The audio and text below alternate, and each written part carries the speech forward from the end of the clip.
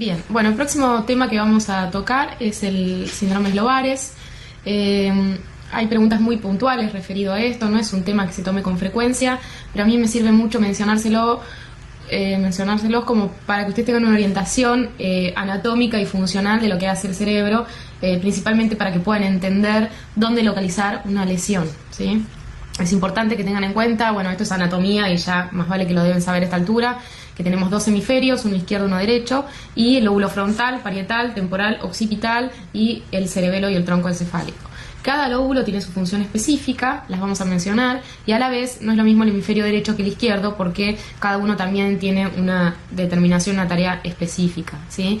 Normalmente se dice que el hemisferio dominante es el hemisferio que comanda la escritura fina, la motilidad fina, ¿sí? O sea, si un paciente es diestro, el hemisferio que está dominando es el izquierdo. Recuerden que todas las fibras motoras decusan, por lo cual toda la motilidad del lado izquierdo del cuerpo tiene una representación cerebral a nivel del hemisferio izquierdo.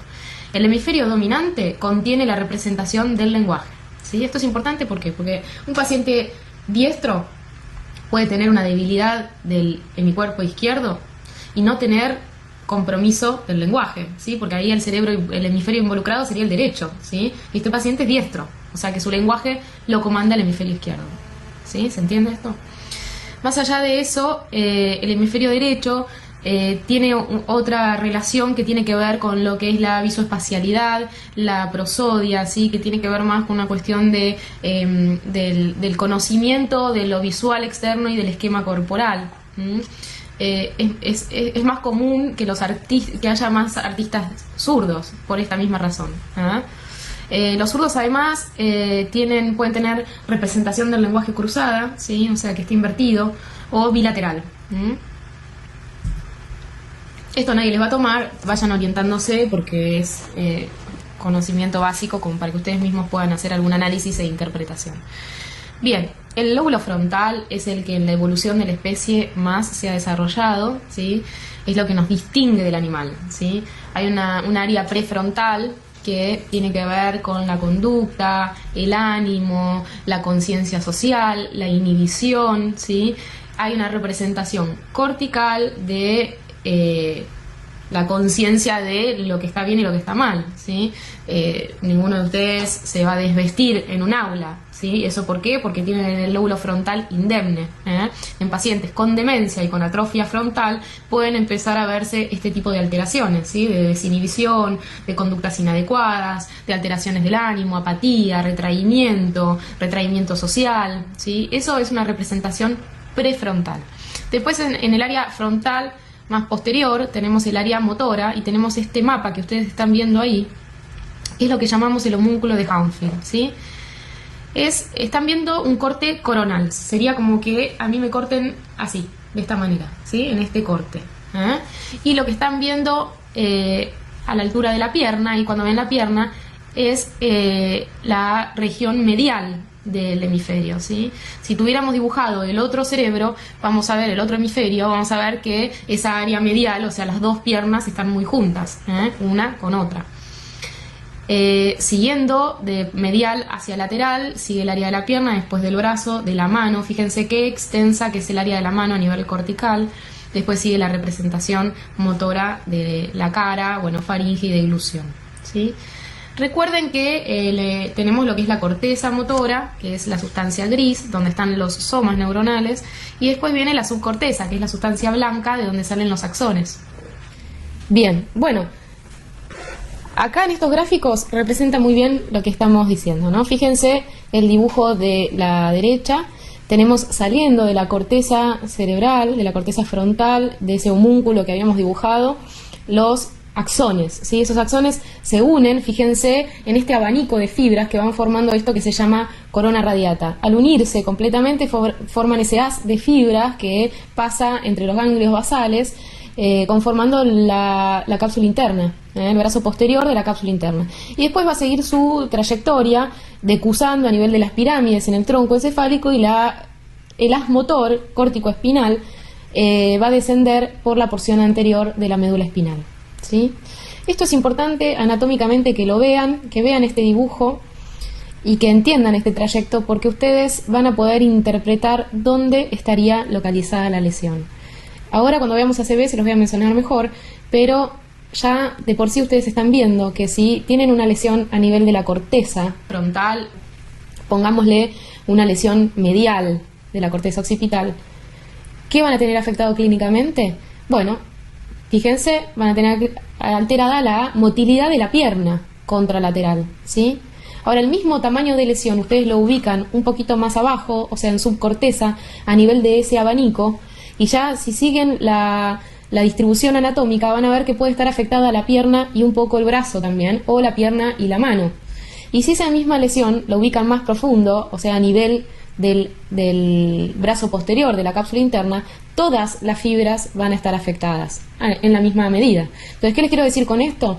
Los infartos corticales son monoparesias, ¿sí? Afectan un miembro, o la pierna entera, o el brazo entero, o la mano, o la cara.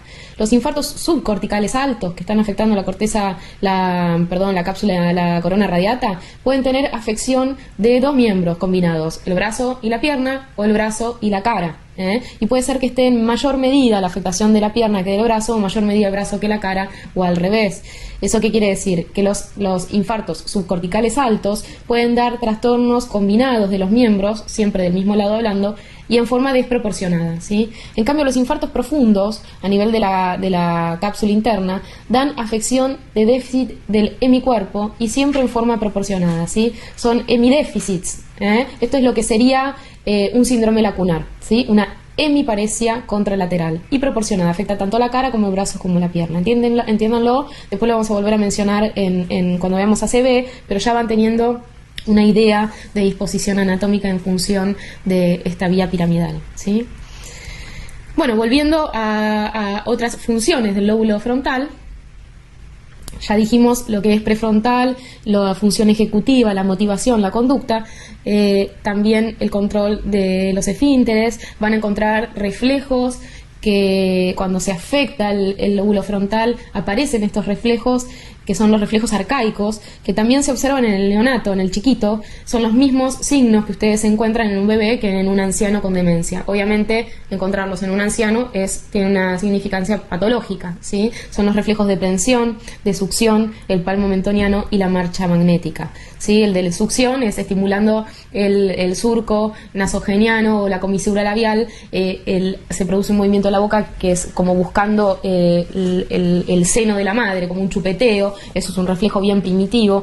La del prensión es al tocarle la mano, la palma de la mano, el paciente se agarra, hace este efecto, que es lo mismo que ustedes ven en el chiquito, y la marcha magnética es lo que hace referencia a un compromiso en la planificación del movimiento, y se dice magnética porque es como que el paciente se fuera quedando pegado en el piso, ¿sí? Como si tuviera imanes en los pies.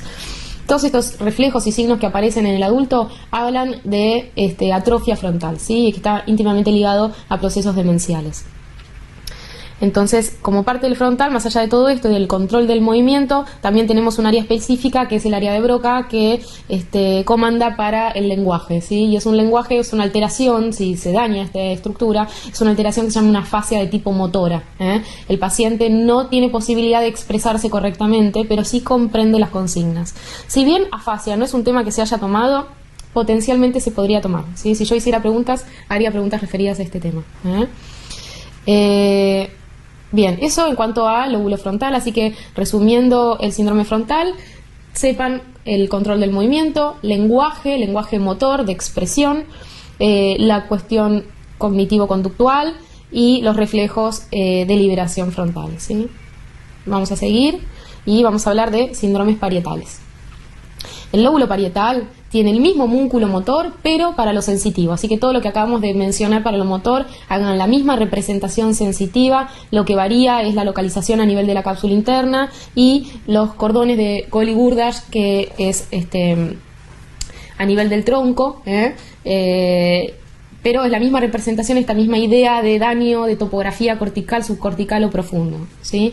Además, el lóbulo parietal tiene otras funciones que tienen que ver con la conciencia de déficit de visoespacialidad y la prosodia, que es el cántico en el lenguaje, y las praxias, ¿sí? El reconocimiento y conocimiento de tareas ya conocidas. Hablamos de apraxia idiomotora y de visoconstructiva. También está la apraxia de vestir, ¿sí? Que habla de la capacidad del paciente de reconocer el objeto, de saber cómo hacerlo, saber cómo abrocharse los botones, poder representar una tarea ya aprendida, prendida, que puede ser, por ejemplo, haga de cuenta que toca la guitarra, o que clava un clavo, o que se prende un cigarrillo. El reconocimiento también del nombre de los dedos, todo eso tiene su representación parietal. Y esto, desde el punto de vista clínico, es un síndrome muy interesante de ver, vamos a pasar a la siguiente diapositiva, en donde acá también importa si estamos hablando del hemisferio dominante o no dominante, ¿sí? Hay un síndrome que se llama el síndrome de heminegligencia, que se observa cuando lo que se afecta es el parietal no dominante. En un paciente diestro, pregúntense cuál será el parietal no dominante, el derecho o el izquierdo. En un paciente diestro, el parietal no dominante es el derecho, ¿sí? ¿Qué es lo que observamos? Aparece una hemiextinción y una heminegación del hemicuerpo contralateral a la lesión, por lo cual el paciente suele negar su hemicuerpo del lado izquierdo, ¿sí? Y también suele negar lo que ve del lado izquierdo de su campo visual, ¿sí? Si yo, como médica, voy a evaluar a este paciente, seguramente me ponga al costado derecho de él para que me pueda reconocer y para que me conteste las preguntas que le estoy haciendo. Si yo me paro del lado izquierdo, es posible que niegue mi existencia o que no me mire. Lo mismo pasa con su cuerpo. El paciente desatiende el lado izquierdo del cuerpo. Puede verse que se peina del lado derecho y no se peina del izquierdo, o que se afeita del lado derecho y no del izquierdo, que no reconoce su déficit, no reconoce que a lo mejor no está moviendo el brazo, o tiene lo que se llama el síndrome de la mano ajena, o sea, que lo eleva y lo deja ahí colgado, o un drift que hacen, o sea, la mano no la reconocen como propia. Si yo le pongo mi mano al costado y le digo agárrese su mano, posiblemente se confunda, y si yo le estimulo en forma simultánea, sensitivamente hablando, el lado izquierdo y el derecho, niegan el lado izquierdo, por lo cual dicen solo me están tocando del lado derecho del cuerpo. Desde el punto de vista clínico realmente es muy interesante, hay otras pruebas para observar estos dibujitos que ven ahí. Bueno, está superpuesto esto acá. Son dos tareas.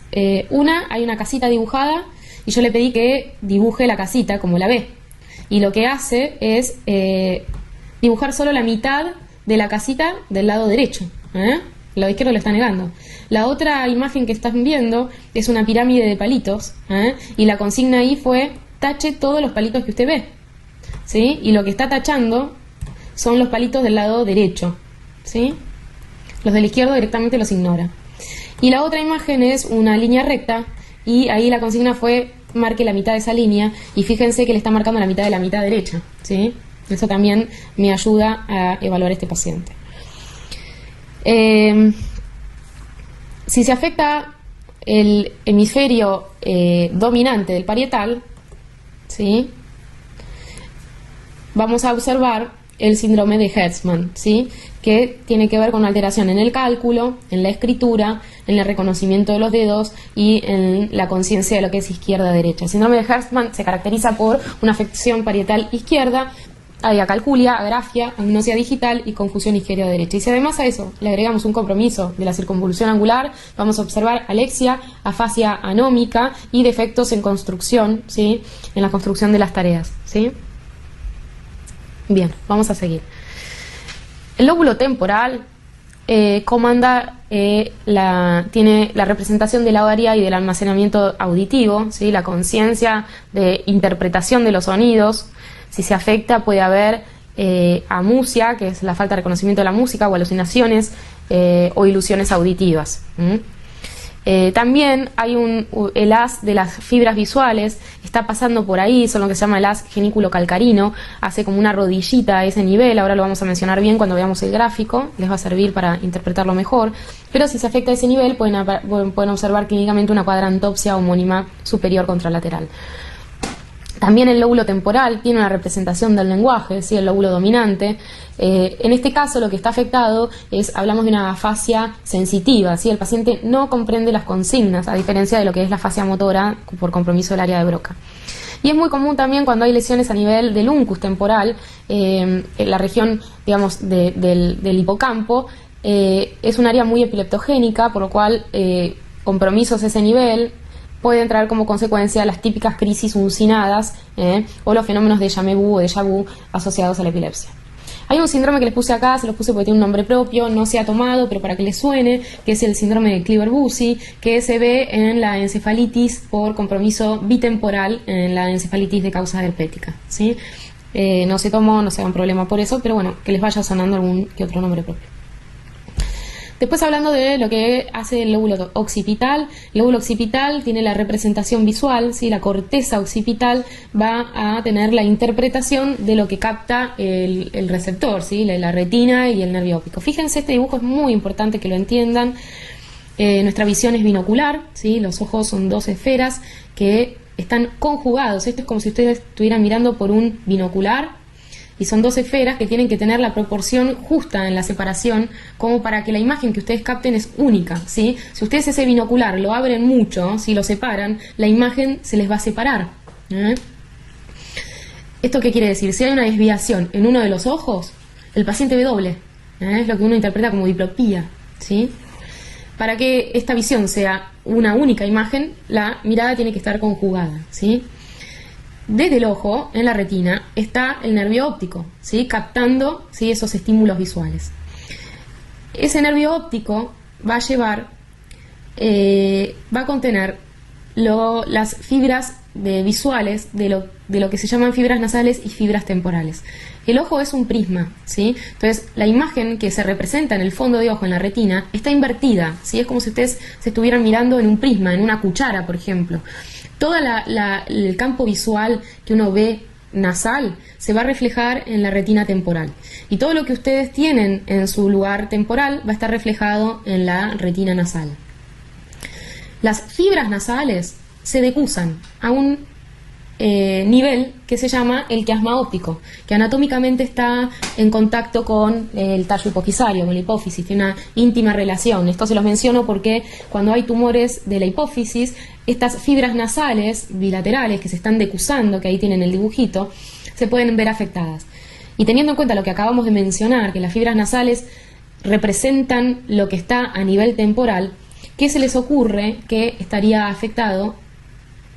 ¿O qué es lo que se les ocurre que el paciente deja de ver? ¿Sí? Si yo afecto el quiasma óptico.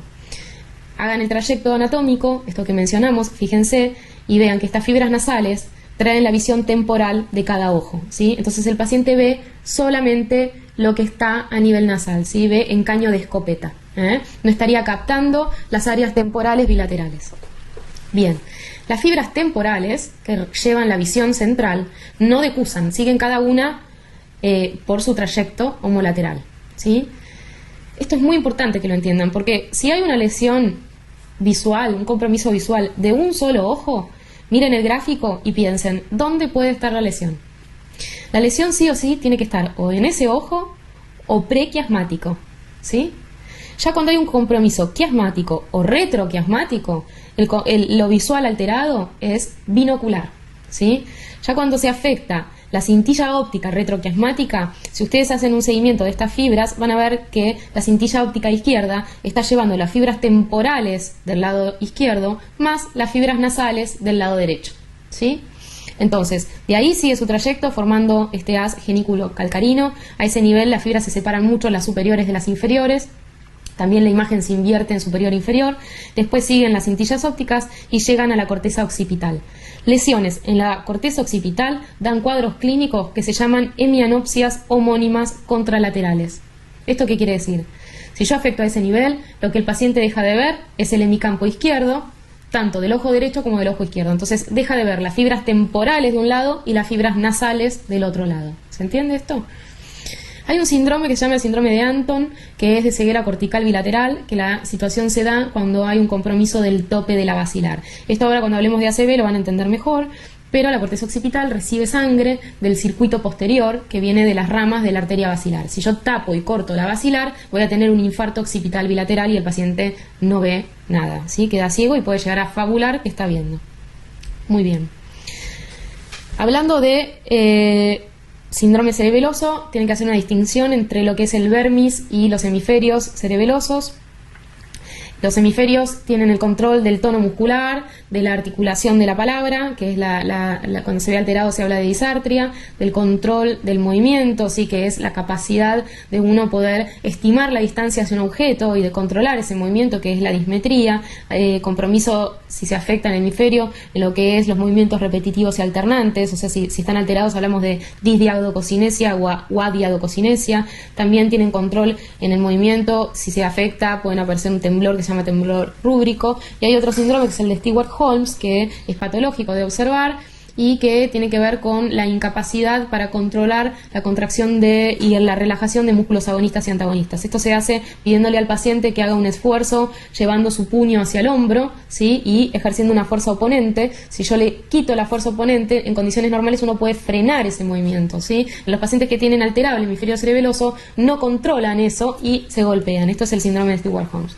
Y también si se afecta el hemisferio cerebeloso puede aparecer un cuadro de vértigo. A nivel del vermis van a observar ataxia axial y también ataxia oculomotora, cuya manifestación es el nistagmo, ¿sí?